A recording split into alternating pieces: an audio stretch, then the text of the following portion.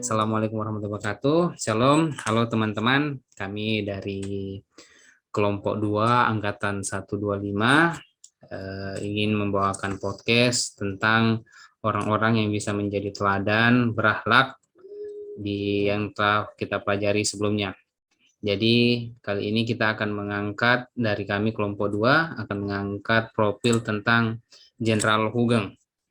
Jadi Jenderal Hugeng ini merupakan salah satu teladan dan tokoh kepolisian yang dikenal sangat jujur. Dia menjabat sebagai Kepala Kepolisian Negara Republik Indonesia kelima dengan masa tugas dari tahun 1968 sampai dengan 1971, tepatnya pada era kepemimpinan Presiden Soeharto. Hugeng dikenal menolak keras untuk disuap. Menurutnya lebih baik hidup melarat daripada bergelimang harta hasil suap. Berkat kegigihannya menolak suap, nama Hugeng diabadikan dalam humor Gus Dur yang sangat terkenal. Di Indonesia ini hanya ada 3 polisi jujur, yakni polisi tidur, patung polisi, dan Hugeng. Nah, dari masing-masing teman-teman akan membahas satu sikap yang bisa diteladani dari Jenderal Polisi Hugeng ini. Yang pertama mungkin dari Saudara Krisna. Oh, dari Saudara Asai.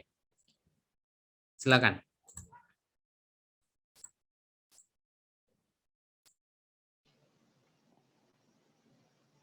Oke, terima kasih Saudara Jamri. Perkenalkan, nama saya Gusai Asagaf dari UPT Lapas Kelas 36 di bawah naungan Kantor Wilayah Kementerian Hukum dan Hak Asasi Manusia Maluku. Di sini saya akan menceritakan tentang kisah Hugeng yang membongkar bandar judi di Medan. Salah satu kisah yang melegenda dari seorang Hugeng saat dirinya bertugas di Medan dengan pangkat kompol. Di sana dia membongkar praktik suap menyuap pada para polisi dan jaksa di Medan yang menjadi antek bandar judi. Berbeda dengan polisi lainnya, Hugeng tidak mempan disuap, barang-barang mewah pemberian bandar judi dilemparnya keluar jendela. Baginya lebih baik hidup melarat daripada menerima suap atau korupsi. Prinsip hidup itu ia taruh dari mantan wakil presiden Muhammad Hatta. Mungkin itu sekian dari saya, selanjutnya saya kasih ke teman yang lain. Terima kasih.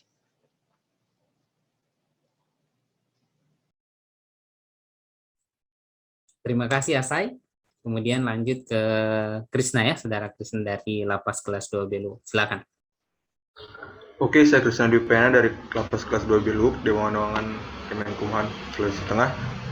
Nah, di sini untuk Jenderal Hugeng sendiri, yang sikap yang bisa diteladani juga tak mempan digoda suap dan wanita cantik, di mana beliau mempunyai sejarah pernah digoda oleh wanita atau pengusaha cantik keturunan Makassar Tionghoa yang terlibat dalam kasus penyelundupan.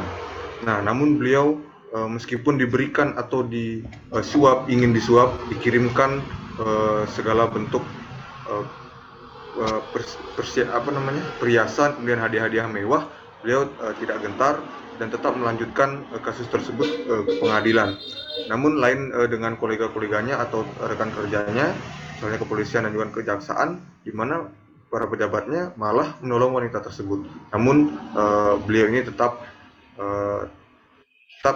berpegang teguh dengan apa yang dia pegang, dan tentu hanya bisa mengelus dada ketika melihat tingkah laku koleganya tersebut. Baik, itu terima kasih.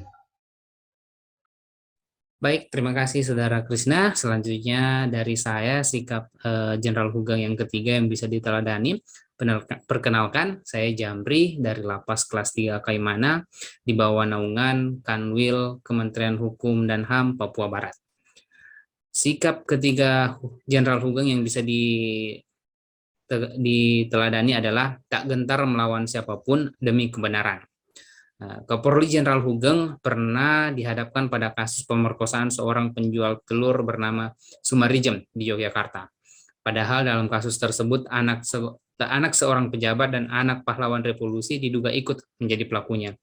Hugeng sadar kasus ini di pengadilan waktu itu penuh rekayasa. Hugeng siap mengusut tuntas kasus tersebut. Pada akhirnya Hugeng membentuk tim khusus bernama Tim Pemeriksa Sum Kuning. Tim itu ia bentuk pada Januari 1971.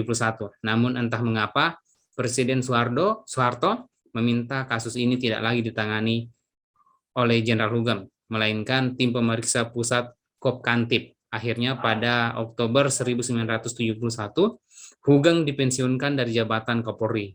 Beberapa pihak menilai Hugeng sengaja dipensiunkan untuk menutup kasus tersebut. Perlu diketahui bahwa kita tidak gentar menghadapi orang-orang gede siapapun. Kita hanya takut kepada Tuhan yang Maha Esa. Jadi, kalau salah, tetap salah, kita tindak, ujar Hugeng waktu itu. Demikian yang bisa saya sampaikan. Mungkin lanjut lagi ke saudara yang lain, saudara Gio dari Lapas kelas 2B Serui. Silakan.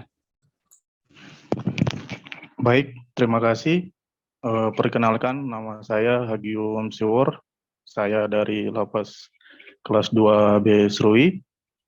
Sikap yang bisa diteladani dari Jenderal Hugeng yaitu langsung turun ke lapangan untuk melaksanakan tugas.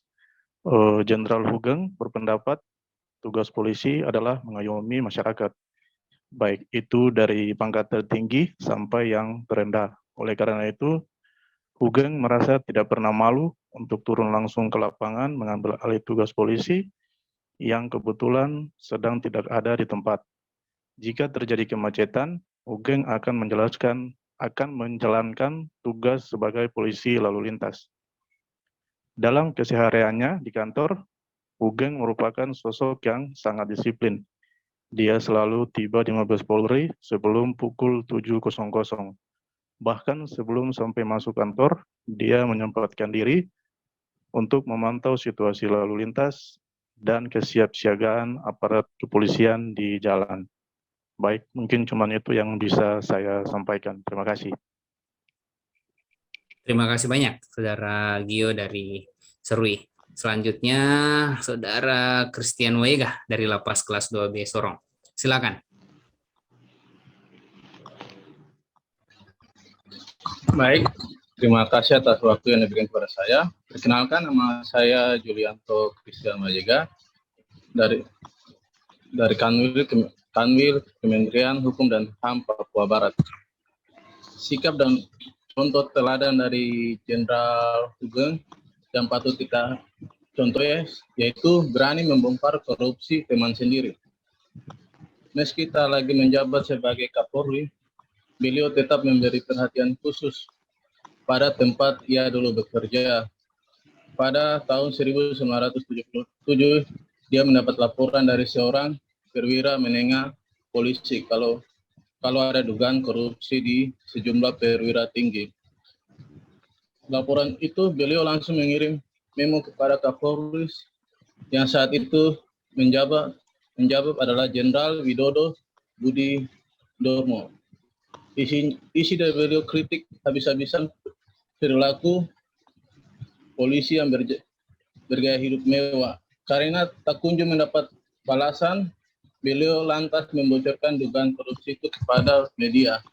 Tak lama kemudian, meledak kasus dugaan korupsi yang mencapai 6 miliar. Setelah diusut tuntas, diketahui kasus itu menyeret sejumlah nama seperti Deputi Kapolri, Letjen Polisi Siswandi, dan 3 perwira lainnya. Mereka kemudian divonis bersalah. Demikian, terima kasih. Baik, terima kasih banyak teman-teman semua. Demikian podcast kami tentang role model atau tokoh atau figur yang bisa kami contoh atau yang bisa kita contoh dalam kehidupan berakhlak sebagai ASN yang baik. Demikian, semoga bermanfaat dan terima kasih untuk teman-teman yang menyempatkan hadir. Salam sehat. Assalamualaikum warahmatullahi wabarakatuh. Terima kasih banyak.